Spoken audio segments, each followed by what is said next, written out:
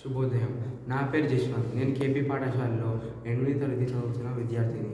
ఈరోజు నేను ఛందస్సు గురించి తెలియజేస్తున్నాను. ఛందస్సు పద్యాలలో గేయాలలో ఉండే మాత్రలు, గురు లఘువులు, గణాలు, యతులు, ప్రాసలు మొదలైన వాటిని తెలియజెప్పేది ఛందస్సు. ఛందస్సు 2 రకాలు: లఘువు, గురువు. లఘువు ఎగమత కాలంలో ఉచ్చరించేది. దీనిని లా అని అంటారు. దీనిని ఎలా దీర్ఘాక్షరాలు ఆ, ఈ, ఓ, క.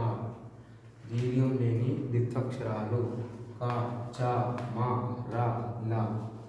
దీర్ఘం లేని సంయుక్తాక్షరాలు న, జ్ఞ, జ్ఞ, చ, త్య. గురువు 2 మాత్ర కాలంలో ఉచ్చరించేది. దీన్ని క అనే అక్షరంతో సూచిస్తారు. దీని గుర్తు యు. గురువుని ఎలా గుర్తించాలో చూద్దాం. ద్విత్వక్షరాలు ఆ, ఈ, ఉ, ఏ, ఓ. ఐ, ఔ లతో కూడిన అక్షరాలు కై, రై, గై, పై, రౌ. సున్నాతో కూడిన అక్షరాలు కం, అం, చం, ఇం, కం, మం.